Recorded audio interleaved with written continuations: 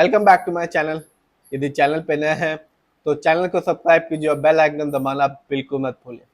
आज हम बात करने वाले हैं वीक के टॉप गेनर स्टॉक के बारे में, जिसका नाम है शिखा इंटरप्लांट सिस्टम। बात की जाए इस कंपनी के बारे में तो ये कंपनी बिजनेस में है, बनाती है इंजीनियरिंग प्रोडक्ट्स को।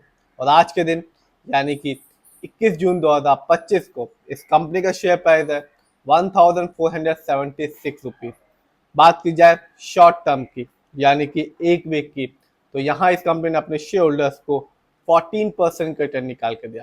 सिर्फ इतना ही नहीं, यदि हम 30 दिन को देखेंगे तो शिखा इंटरप्लांट सिस्टम ने अपने शेयर होल्डर्स को बिल्कुल भी निराश नहीं किया। सिर्फ और सिर्फ एक मंथ में इस कंपनी ने अपने शेयर होल्डर्स को 88% का रिटर्न निकाल के दिया। बात की जाए लॉन्ग टर्म की यानी कि एक साल की, तो यहाँ भी इस कंपनी ने कमाल किया और अपने शेयर होल्डर्स का भरोसा जीता। इस कंपनी ने अपने शेयर होल्डर्स को एक साल में 116% रिटर्न निकाल के दिया, जबकि मार्केट डाउन था। फिर भी इस कंपनी ने अपने शेयर होल्डर्स को बिल्कुल निराश नहीं किया। बात की जाए 5 साल की, तो कंपनी ने अपने शेयर होल्डर्स को माला माल किया।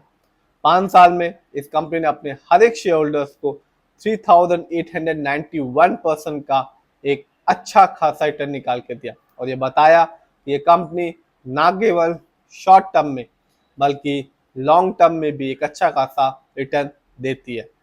बात की जाए इस कंपनी के कुछ इवेंट्स के बारे में तो 2 जुलाई 2025 को ये कंपनी अपने शेयर होल्डर्स को डिविडेंड देने वाली है, हर एक शेयर के बदले में ₹2.40 का। सिर्फ इतना ही नहीं, इस कंपनी ने 17 मार्च को यानी 17 मार्च 2025 को अपने शेयर होल्डर्स को अपने स्टॉक को स्प्लिट किया था 2:10 के रेशियो में, यानी कि 1:5 के रेशियो में। जिस भी शेयर होल्डर्स के पास इस कंपनी का एक शेयर था उसको मिला 5 फ्री में शेयर। तो कंपनी न केवल लॉन्ग टर्म में और शॉर्ट टर्म में एक अच्छा खासा रिटर्न निकाल के दे रही है, साथ ही साथ अपने शेयर होल्डर्स को डिविडेंड भी दे रही है और फ्री में शेयर भी दे रही है। बात की जाए इस कंपनी के फंडामेंटल्स की यानी कि मार्केट कैप है इस कंपनी का 3131 करोड़। ये एक मिड कैप की कंपनी है क्योंकि इस कंपनी का मार्केट कैप है 500 करोड़ से 7,000 करोड़ के बीच में। और स्मॉल कैप की कंपनी का मार्केट कैप होता है 0 से 500 करोड़ के बीच में। और लार्ज कैप की कंपनी का मार्केट कैप होता है 7,000 करोड़ से 20,000 करोड़ के बीच में। एक ये मिड कैप की कंपनी है, अभी एक्सपेंड कर रही है, मार्केट में आ रही है और अपने जो वैल्यू है और कंपनी को बढ़ा रही है मार्केट में, जिसकी वजह से कंपनी अच्छा खासा परफॉर्मेंस कर रही है। जैसा कि हमने रिटर्न्स में देखा, अपने शेयर होल्डर्स को ना केवल शॉर्ट टर्म में बल्कि लॉन्ग टर्म में भी एक अच्छा खासा रिटर्न निकाल के दे रही है, साथ ही साथ डिविडेंड भी दे रही है और फ्री में शेयर भी दे रही है। बात की जाए इस कंपनी के पीबी रेशियो की, तो कंपनी का पीबी रेशियो है 25.27। शेयर मार्केट में एक अच्छा पीबी रेशियो कहलाता है बिलो 3। बात की जाए इस कंपनी के पीई रेशियो की, तो कंपनी का पीई रेशियो है 54.57। शेयर मार्केट में एक अच्छा पीई रेशियो कहलाता है, इंडस्ट्री पी रेशियो कहलाता है 20 to 25 के बीच के। डेब्ट टू इक्विटी यानी कि लोन कर्ज का प्रतिशत नहीं है, यानी कि इस कंपनी पर किसी भी तरह का कोई लोन कर्ज नहीं है। बात की जाए इस कंपनी के आरओई की यानी कि रिटर्न ऑन इक्विटी, इसका ये मतलब होता है कि जो भी शेयर होल्डर्स ने अपना पैसा इस कंपनी में लगाया है, यानी कि जो मनी हमने या शेयर होल्डर्स ने इस कंपनी को दिया है, उसके बदले में कंपनी ने कोई प्रॉफिट अर्न किया भी या नहीं, तो कंपनी का आरओई यानी कि रिटर्न ऑन इक्विटी है 20.45%। शेयर मार्केट में एक अच्छा आरओई कहलाता है 15 to 20% के बीच में। जब भी किसी कंपनी का आरओई हाई होता है, जब पॉजिटिव होता है, तो ये बताता है कि कंपनी हमारे पैसे को सही जगह ढंग से इस्तेमाल करे, जिससे हमेशा लॉन्ग टर्म में एक अच्छा खासा रिटर्न देखने को मिलता है। और जब भी किसी कंपनी का आरओई कम होता है या नेगेटिव होता है, तो बताता है कि कंपनी हमारे पैसे को सही जगह ढंग से इस्तेमाल नहीं कर रही, जिससे रिटर्न पाने की संभावना लॉन्ग टर्म में कम हो जाती है। ये कंपनी के फाइनेंशियल हेल्थ को भी बताता है और कंपनी के फाइनेंशियल कंडीशन को भी बताता है। बात की जाए और देखा जाए इस कंपनी के फाइनेंशियल कंडीशन को, तो 2024 इस कंपनी के लिए एक अच्छा साल साबित रहा।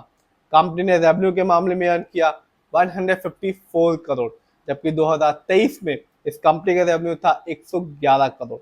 बात की जाए इस कंपनी के प्रॉफिट की, तो 2024 में इस कंपनी का प्रॉफिट रहा 25 करोड़, जबकि 23 में इस कंपनी ने ईयरली प्रॉफिट के मामले में अर्न किया था 19 करोड़। जानते हैं इस कंपनी के नेटवर्थ को, तो 2024 में इस कंपनी के नेटवर्थ था 124 करोड़, जबकि 23 में इस कंपनी का नेटवर्थ था 103 करोड़। तो कंपनी का फाइनेंशियल, चाहे वो रेवेन्यू हो, प्रॉफिट हो और या नेटवर्थ हो, साल दर साल बढ़ रहा है। बात की जाए और देखा जाए इस कंपनी के शेयर होल्डिंग पैटर्न को, तो प्रमोटर एक अच्छी बात होती है, क्योंकि ओनर्स का पैसा अपनी कंपनी में सबसे ज्यादा लगा हुआ है, जिसका परसेंटेज है 71.72%। जबकि दूसरे नंबर पर आता है रिटेल्स एंड अदर, यानी कि हम लोग का पैसा इस कंपनी में लगा हुआ है 25.16% का। जबकि तीसरे नंबर पर आता है FII, जिनका पैसा इस कंपनी में लगा हुआ है सिर्फ और सिर्फ 3.11% का। ये कंपनी BSE में लिस्टेड है और एक साल में इस कंपनी का हाईएस्ट शेयर प्राइस गया था 1624 रुपीज, जबकि एक साल में इस कंपनी का लो शेयर प्राइस रहा 399 रुपीज। तो ये कंपनी ना केवल शॉर्ट टर्म में, साथ ही साथ ये कंपनी अपने शेयर होल्डर्स को लॉन्ग टर्म में भी एक अच्छा खासा रिटर्न तो दे ही रही है, साथ ही साथ डिविडेंड भी देने वाली है। और कुछ दिनों पहले ही इस कंपनी ने अपने शेयर होल्डर्स को फ्री में शेयर भी दिया।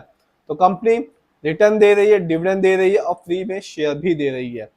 फिर भी जिस भी कंपनी के शेयर में इन्वेस्ट करें, खुद रिसर्च करें, एनालाइज करें, अपने फाइनेंशियल एडवाइजर की राय लें, फिर अपने पैसे को शेयर मार्केट में लगाएं।